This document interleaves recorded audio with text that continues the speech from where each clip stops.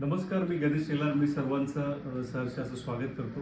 आज आपण एक इनोव्हेटिव्ह अशी इन्स्टिट्यूट NIBM, या NIBMमध्ये मुलांच्या शैक्षणिक बौद्धिक पातळीचा कसा विकास होतो याविषयी काही पालकांचं आपण मत जाणून घेणार आहोत. एक 12 वर्षापूर्वी सुरू झालेलं हे रोपटं आज एक वटवृक्षामध्ये त्याचं रूपांतर झालं आहे.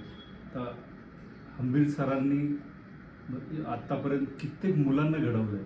त्यांच्या बौद्धिक शैक्षणिक त्यांचा मुलांचा विकास केला आहे. ब्रेन ॲक्टिव्हिटी असेल किंवा ॲबॅकस असेल, अशा वेगवेगळ्या उपक्रमामधून त्यांनी मुलांचा विकास केला आहे. तर आपण अशीच काही मुलं बघणार आहोत. त्यांच्यामध्ये काय विकास झाला आणि त्यांच्यामध्ये काय बदल घडून आला आणि त्याचबरोबर त्यांच्या पालकांना या सगळ्या शैक्षणिक पद्धतीविषयी काय वाटतं ते आपण जाणून घेणार आहोत. तर आपल्यासोबत आहेत कोंडे सर आणि कोंडे मॅडम. तर सर्वात प्रथम मी तुम्हाला एक प्रश्न विचारतो सर, एक बेसिक प्रश्न, की तुम्ही आपल्या मुलांना या ॲबॅकससाठी कसं एनकरेज केलं, त्याच्यामागे काय म्हणजे तुमचं हा मुलांना आता उन्हाळी सुट्टी पण आहे. 2 महिने तर मुलांना सुट्टी राहते आणि त्यांचं गणित थोडंसं चांगलं होण्यासाठी, गणित आणखी चांगलं होण्यासाठी त्यांना समर कॅम्प लावला मी हंबीर सरांकडे. आणि हंबीर सरांचं नाव ऐकूनच होतो मी उरळी कांचनमध्ये. ॲबॅकसमध्ये सरांचं योगदान खूप छान आहे आणि सरांकडे जी मुलं घडतात ती उत्कृष्ट घडतात. जसं अंश कांचन उदाहरण आहे त्याचं, खूपच छान. त्यामुळे मी पण थोडा विचार केला की आपल्या मुलांचं गणित चांगलं होण्यासाठी आपण सरांकडे हा क्लास लावावा. आणि त्यांना आता सुट्टी असल्यामुळे मला ते जमलं मला ते लावायचं. म्हणजे आपण एक गोष्ट लक्षात घेतली पाहिजे की सुट्ट्यांमध्ये मुलं नुसते त्या सुट्टीचा सदुपयोग झाला पाहिजे याच्यासाठी सरांनी किती छान हा उपक्रम राबवला आहे. मला तर मी सर्व पालकांना मी सांगू इच्छितो की मुलांचा एक दिवस खूप महत्त्वाचा आहे. म्हणजे त्यांचा प्रत्येक दिवस आनंदी जाण्यासोबतच आपण त्यांना जर शिक्षणाची आवड त्यांच्यामध्ये निर्माण करू शकलो आणि ते अतिशय मजेशीर आपण त्यांचं शिक्षण करू शकलो, ही सर्वात मोठी गोष्ट आहे. तर माझा दुसरा प्रश्न मॅडम तुम्हाला असेल की ॲबॅकस क्लासमुळे आपल्या मुलांच्या शैक्षणिक प्रगतीमध्ये कुठले चेंजेस तुम्हाला बघायला मिळाले, त्याविषयी थोडं सांगाल का? थोडंसं म्हणजे गणित मुलांचं चांगलं होतं. म्हणजे जे वजाबाकी झालं, बेरीज झालं, नाही का, मुलांची पक्की होऊन जाते. आणि म्हणजे अजून त्यांना म्हणजे जे सुरुवातीची जी मुलं होती त्यांचा अभ्यास करण्याची पद्धत आणि आत्ताची जी मुलं आहे तर हे ॲबॅकस जॉईन केल्यानंतर याच्यामध्ये तुम्हाला काय फरक जाणवला? त्याचं गणित फास्ट झालं.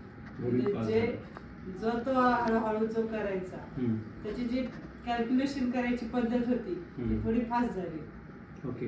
आणि याच्याबरोबरच तुम्हाला दुसऱ्या विषयामध्ये काही त्यांना बदल जाणवला त्यांच्या अभ्यासामध्ये? आहे ना. म्हणजे बाकीचे जे विषय आहेत, सब्जेक्ट्स आहेत, त्याच्यामध्ये काही जाणवलं तुम्हाला? त्याच्यामध्ये काय चेंज? हा, ते म्हणजे मी बोलू कसं? हो, चालेल. त्यांची म्हणजे एकाग्रता वाढलेली आहे. बाकीचे सब्जेक्ट आहे त्यांची एकाग्रता वाढलेली आणि आपण गणिताचा जर आपण विषय घेतला तर ते त्यांचं स्पीड जे आहे गणिताला, समजा वजाबाकी असेल किंवा बेरीज असेल किंवा गुणाकार असेल किंवा भागाकार असेल, ज्या बाबा एखादं सम सोडवण्यासाठी त्याला तिथं 5 मिनिट लागत होते किंवा 3 मिनिट लागत होते, त्याच्या 1 मिनिटातच तो सोडवतो. आणि हा एकदम कमी कालावधीत झालेला परिणाम इफेक्ट झालेला. हा म्हणजे आम्हाला क्लास लावण्याचा म्हणजे फायदा झाला. आणि अजून एक मला प्रश्न याला जोडून विचारायचं वाटतं की मुलांना एक तर सगळं ते वेळापत्रक असतं, टाइम टेबल असतो सगळ्या विषयांचा, तर त्या विषयांचा अभ्यास करायचा, होमवर्क करायचा आणि त्याच्यासोबतच ॲबॅकसचा अजून ॲडिशनल आपण अभ्यास म्हणू, तर ह्याचं हे टाइम टेबलमध्ये तुम्ही कसा त्याचा समावेश केला, कसं इन्क्लूड केलं, ते मॅनेज कसं केलं सगळं? सर आता ऍक्च्युली ते तर अजून तर मॅनेजमेंट नाही आहे, कारण का आता सुट्टी चालू आहेत ना. आता हॉलिडे असल्यामुळे फक्त आता काय मी घरी गेलो त्यांचं घेतो मी रिव्हिजन, पण बाकीच्या विषयांचं अजून नाही. ज्यावेळेस आपण स्कूल चालू होईल, स्कूल जूनमध्ये चालू होणार, आता हॉलिडे चालू आहे, जून ज्यावेळेस स्कूल चालू झाल्यानंतर आपण थोडं डिवायडेड करता येईल, 1 तास किंवा 2 तास ॲबॅकसचा 2 तास आपल्या स्कूलचं अकॅडमिक स्कूलचं घेता येईल आपल्याला, किंवा 1 तास अकॅडमिक करता येईल आणि 1 तास आपल्याला ॲबॅकस करता येईल. ओके, असं काहीतरी मॅनेजमेंट हो, करावं. चालेल सुद्धा. म्हणजे त्याच्यासोबतच ह्या गोष्टी जर केल्या त्याचं कॉम्बिनेशन म्हणजे अजून खूप मुलं अजून शार्प होती, हुशार होती. आणि मला अजून तुम्हाला एक मॅडम प्रश्न विचारायचा आहे की आपल्या मुलाच्या ज्या बाकीच्या ज्या शैक्षणिक गोष्टी आहेत किंवा बाकीच्या एक्स्ट्रा करिक्युलर ॲक्टिव्हिटीज म्हणतो आपण अभ्यासाव्यतिरिक्त, तर त्याला तुम्ही कसं बघता? म्हणजे अभ्यास तर केलाच पाहिजे मुलांनी, नो डाऊट, पण त्याच्यासोबत अशा काही आता ॲबॅकस झाल्या, ब्रेन ॲक्टिव्हिटी झाल्या, अशा ज्या एक्स्ट्रा ॲक्टिव्हिटीज असतात, तर याच्याविषयी तुम्हाला काय वाटतं? म्हणजे अजून काय याच्यासोबत पाहिजे आणि याचा कसा फायदा होतो? तर मुलांनी म्हणजे